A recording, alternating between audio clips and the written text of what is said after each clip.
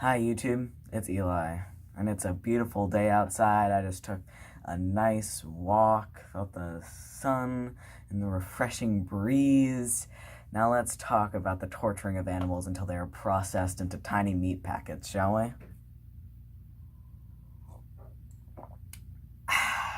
Now, frankly, the whole process of eating meat, specifically burgers, is inhumane on a level that I can't even begin to describe.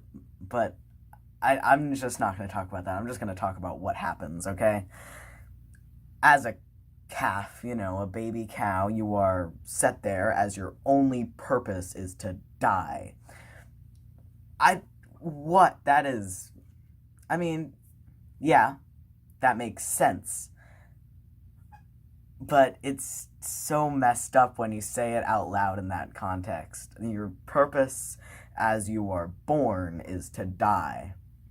And your raiser, the farmer, you're on a farm, you're with hundreds of other cows that their purpose is to die.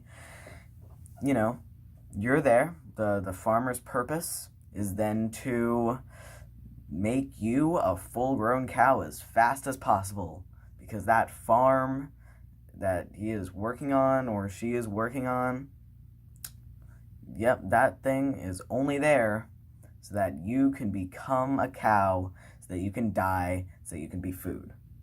So whatever hormones and other horrible stuff that they do to you to make you become a full-grown cow, that is also a whole other thing on its own. Despite the morality of killing, you're also making them beefy and buffed up so that they're juicy, and then you're killing them. So, now that has happened to you. You have been raised and tortured. Possibly, if this is a big farm, you're going to be in little, stables with hundreds of other cows, so you can be, milked, if that is also another purpose that the farm is using you for, or so that you can just be kept there.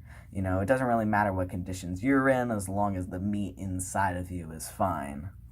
And then you're sent off to some factory where they kill you, hang you on a rack with hundreds of other cows, rip you of your flesh, which the leather working industry can be a whole other thing. So much crap happens to cows, guys. So much. And it's such a huge industry of just doing crap to cows. So now you're there, and you are being stripped of your vital organs, in fact, all of your organs, and your skin and everything, until you were just a meat packet. And then you were just taken, like the sirloin and the stuff, I don't know, cow parts, and those are all taken into their own little packets, because, there are whole companies that just focus on, like, steak and stuff like that, and then you can either be grilled, and there's whole other mini industries inside the huge meat industry.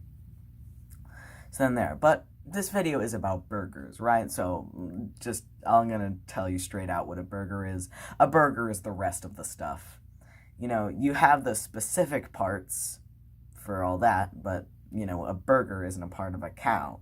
And so you want to know why it's called a burger instead of, like, a specific part of a cow, is just because it's not a specific part of a cow. They use everything else for specific things, which is often a lot more fine dining, like steak.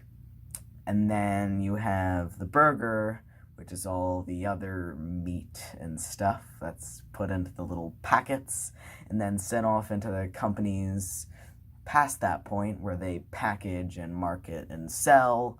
And then those, could go off into, like, McDonald's and stuff like that, where they freeze and sold and cooked and things like that.